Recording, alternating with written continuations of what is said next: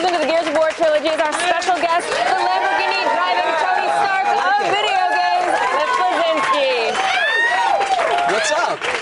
We're so happy to have you. The demo this morning you did on the stage of the Microsoft press conference was great and all. Yeah, I think it turned out okay. And I wouldn't expect anything less, but we're actually going to see something a little different today, right? Absolutely. What you were seeing at the E3 show at the Microsoft press conference was one half of the story. Okay. So in Gears 3, we're playing with the story a little bit Pulp Fiction style, whereas for a little bit, you play as Cole and Baird on their own mission, and then it kind of links up with Marcus and Dom when they're on a ship. So the two stories intertwine nicely, and it winds up with a giant Leviathan exploding. All right, well, let's check that out. We saw a little bit of Leviathan exploding at the Microsoft press conference. Spoiler, you guys win. Something blew up, yeah, surprise. Okay, so will you describe what we're kind of seeing right now and what we're Okay, so what you saw in the press conference was on the boat. And I looked up at the bridge at the end of there where we were addressing Cole up top. And you can see Cole's on top of the bridge. He looks down before and sees the lambent Leviathan that's basically attacking the ship. And at this point, he's got to battle through to get to a crate full of tickers. Because Baird came up with this idea that he's basically just going to drop a bunch of tickers on it and hope it blows up.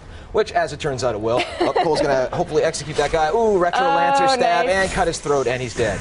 And so he's going to try and work to this kind of fortification that's at the front. Got a Troika turret over to the right that's trying to take him out.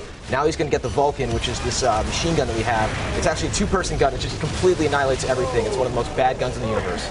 How is it a two-person gun? So basically, player 2 carries an ammo box, kind of like the little monkey with the crank type thing, right? Okay. And player 1 holds the Vulcan cannon. And if you follow him around, you're kind of chained together. And it's kind of like, people in a donkey suit. So you got to work together a little bit. And so we have some new Gear soldiers here. Like, who are they?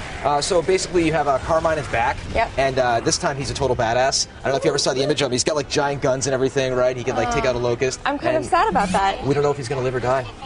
Yeah, we had a contest and people voted. I know. I voted that he should die. That's why I'm a little disappointed that he's a badass. I wanted to die too.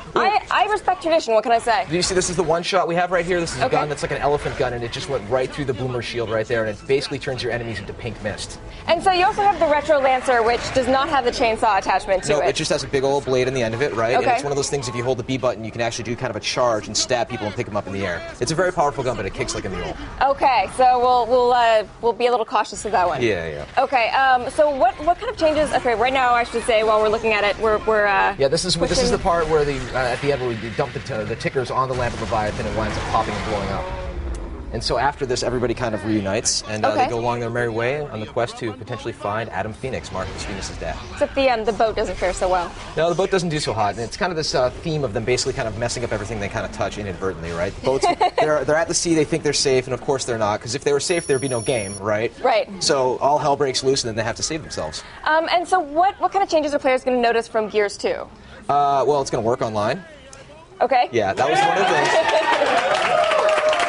We figured out matchmaking. I mean, one of the things, the game was originally going to come out in April, and Microsoft said, let's put it out in September, and we're like, oh, holy crap, we can finally do a beta. The beta was a huge success. We have over 1 million pre-orders. We had tons of players in on the beta. I don't even know how many people wound up getting killed in the game. It was tons of them. And matchmaking got sorted out, and we have dedicated servers. So day 1, September 20th, this is huge. I'm of the belief that if you're going to ship a shooter in 2011 and beyond, you need to have dedicated servers. So we ponied up for that, Microsoft ponied up for that, and it's going to create an amazing online experience. I think that is something that a lot of gamers are going to be able to get behind. Yep. So there's also the silverback mech. Yes. This is something everybody's really excited about. It's one of those truths in life, like farts are always funny. If you add mechs, everything's better, right? And it's like we have this giant mech. It's so beautiful. And monkeys make everything funnier too. Yeah, but it's just like a giant mech that you actually hop in. Okay. It's kind of like a mechanical loader, and you can actually deploy in it, and somebody can take cover on it. So it's kind of one of those other ways you can play in co-op. The left arm of it's a rocket launcher, right arm is a Gatling gun, and it's just basically a walking tank. That's pretty awesome. Okay, it looks actually like we're about to go get some silverbacks right now. Yeah. And, so this is the part where the Leviathan's attacking the ship, and the tentacles are kind of closing in and making these crates go, so you actually wind up getting, hopefully not getting smushed. Right. And if you look over to the right, what happens is we open kind of a garage door, and there's 2 silverbacks in there. In the main game, you actually have access to both of them, right? Both players can hop in it, but for the purposes of the demo, we wanted to show off the co-op gameplay, the fact that player 1 can deploy and player 2 can take cover on it, kind of blind fire around it, and just generally have fun and kick ass. Now, so you guys love doing these giant sort of Leviathan-style monsters. Yeah. Are we going to see more than one?